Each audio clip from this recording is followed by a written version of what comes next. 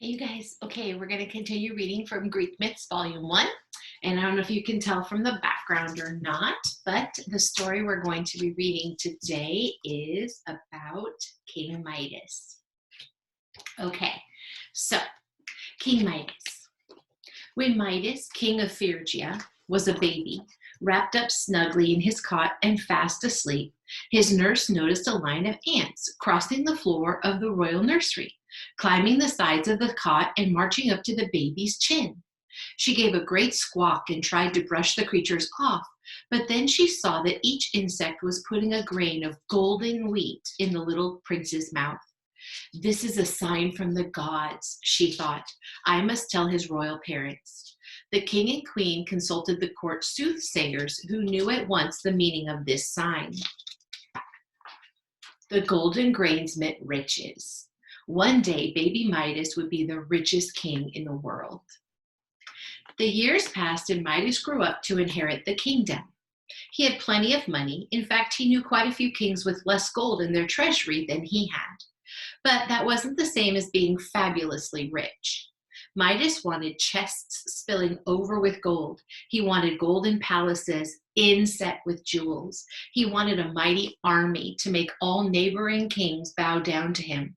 He wanted an empire to send him tribute from all the corners of the earth.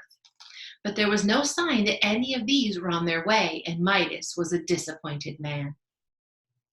Early one morning, Midas was walking in his rose garden, thinking how much a scattering of golden statues would improve the flowers, when he saw a pair of hairy goat's hooves sticking out from under a bush. They belonged to a satyr, one of those rascally creatures, half man, half goat, who were companions of the wine god Dionysus. This one lay flat on his back with a garland of roses askew on his horns. They've been partying last night, thought Midas, and he's blundered in here afterwards and fallen asleep. Midas knew that this uninvited visitor, though smelling rather goatish, must be treated with respect. He recognized him as all Silenus, who had been the wine god Dionysus's tutor when Dionysus was a boy. The two of them were still firm friends and spent a lot of rowdy times together. It would be a bad idea to offend Dionysus, so Midas told his gardeners to tip Silenus into a wheelbarrow and take him to the palace, put him in the best guest room, and leave him there to sleep. By mid-morning, Midas was in his throne room, mulling over his disappointed thoughts, when Silenus reappeared, refreshed and beaming. Midas knew his duty as a host and invited him to stay for lunch. Lunching with Midas was usually a dull affair, being so wrapped up in thoughts of gold. He found it difficult to say much. With Silenus, this wasn't a problem. He never stopped talking. He had a fund of stories to make the gloomiest person smile. Midas was hugely entertained. Stay to supper, he said. Silenus enjoyed his supper. The wine was fine, the food was good, and his bed was comfortable. He was still entertaining Midas with stories a week later when Dionysus, growing anxious about his vanished friend, came looking for him.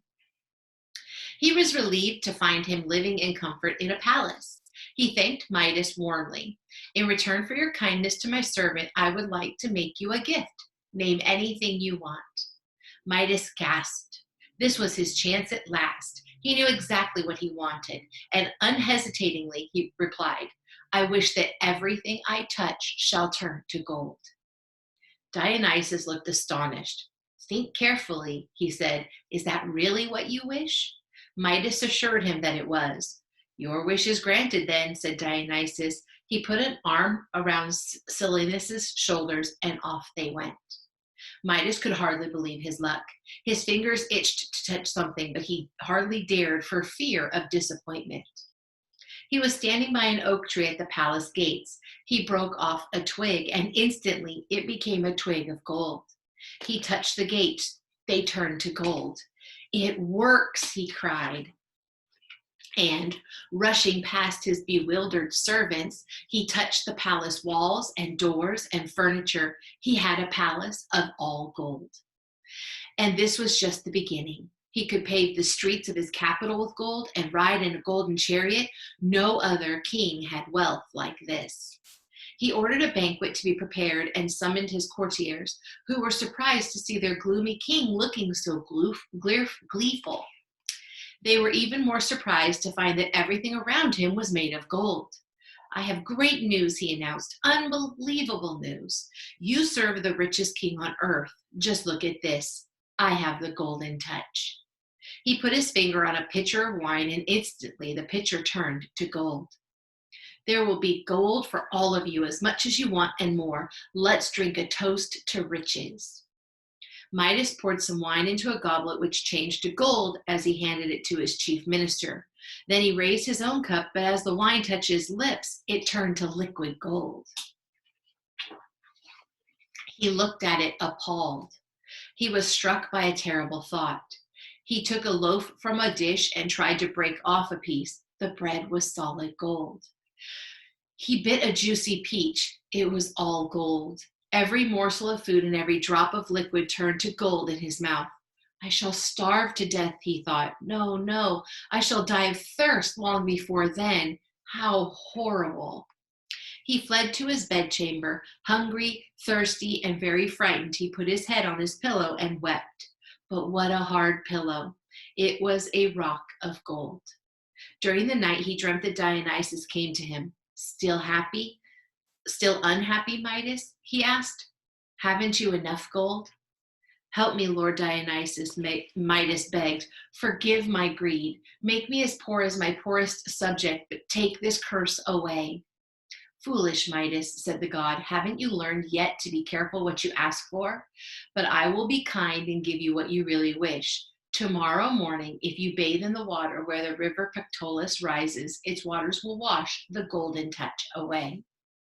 The next morning, Midas stumbled along the river banks in his robes of woven gold. The climb was long and steep, and the turf was hard and golden. Midas feared he was at his last gasp. He tore off his stiff, heavy clothes and went on naked. The spring formed a deep pool. Midas plunged in, let the waters close over him, and pulled himself out by an overhanging branch. Then he shouted for joy. The branch was green. The golden touch was gone. The turf beneath his feet was green again. He was himself again, a king like any other. But the sands of the river Pactolus are bright to this day with specks of gold. Okay, there's lots of different stories about King Midas. This is just one. You'll find with Greek mythology, a lot of times you'll hear more than one version of a story. Okay, I'll read more later. Bye-bye.